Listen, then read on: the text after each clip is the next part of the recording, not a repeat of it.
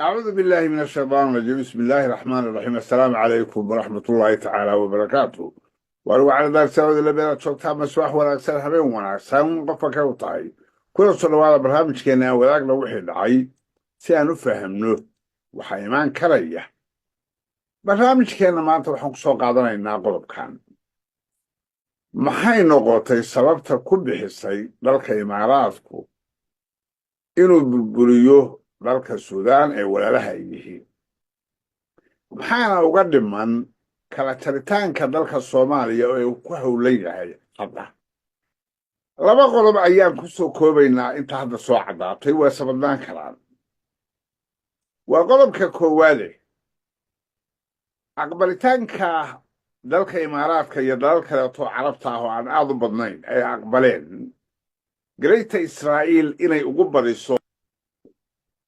qodobkaas isaga ahi Muslim Arab dalays yaqaan ahli midna kuwa shaqeeya waxaan ku shaqeeyaan wixii fit ku ah arrinta iyada ah hadday ka soo gasho waa shaqada saasay noqonaysaa waxay soo xusuusay Godfather 1 2 iyo 3 qofkii daawaday baa arkay arrintu intaas markay timid dhinacaas waa qodobka labaad waa arrin dhaqaale in dal walba oo dhibaataysan oo dhaawac soo gaaro la boobi karayo ayay qaateen dal kastana waxay ka gurtaan dahabka iyo waxyaabaha kaleeto hantida waa dalka ah oo uu ku dhaqmi karayo dal walba waxay u isticmaalaan waxa uu nugul yahay Suudaan iyo dalal badan oo kaleeto hadda ay ku dhacaysaa Soomaaliya waxay ka soo galaan dhanka diinta Islaamka labadaas ayaa hadda ugu weyn qodobka saddexaad oo soo qaadanay waxa weeye xagee bay marsiinayaan kala jaritaanka Soomaaliya ay kala jarjarayaan oo ay campaign ugu jiraan ad iyo ad baa arrinta iyada ah u socotaa waxaa la hoos dhigay Donald Trump iyo cidii kale lala kaashan karayo dalal Yurubiyan ka qaarkoodana oo fashilmay oo ku fashilmay gumaysigana ayaa arrinta iyada wax ka fiixay khatarta marka iyada ah ee Soomaaliya soo fursan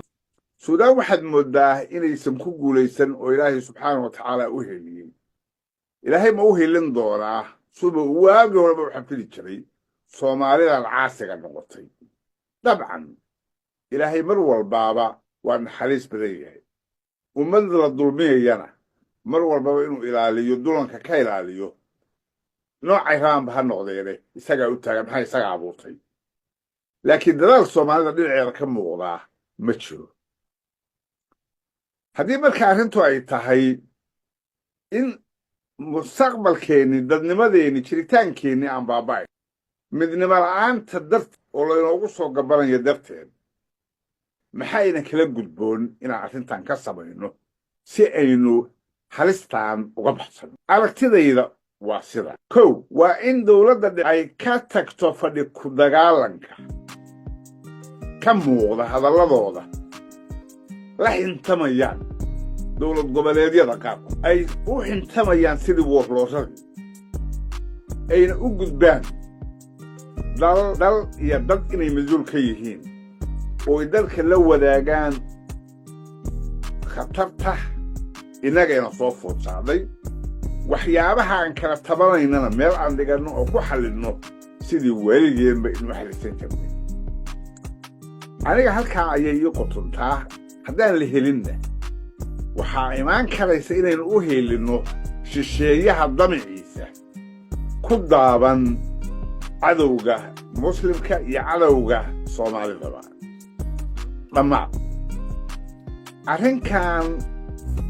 sida lagu xallin karayo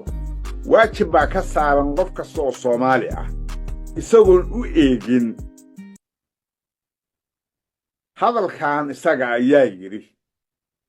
oo waxayna maanta aynu ku shaqaynaa u badan yihiin waa inaan la qaadan xaqa laakiin la qaato hebel baa yiri lagu qaato ama lagu diido hebel baa yiri anigu qof ahaantayda waxaan ka mid ahaa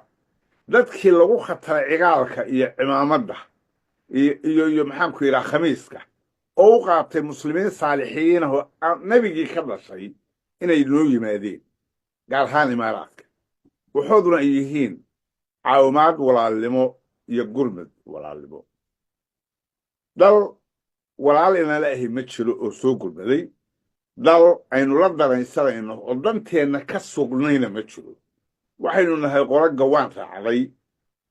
aan soo noqonno dhammaad maxaad ku beeranaysaa وأنا وعلى ذلك مركز إذن له فإذن معته والسلام عليكم ورحمة الله تعالى وبركاته.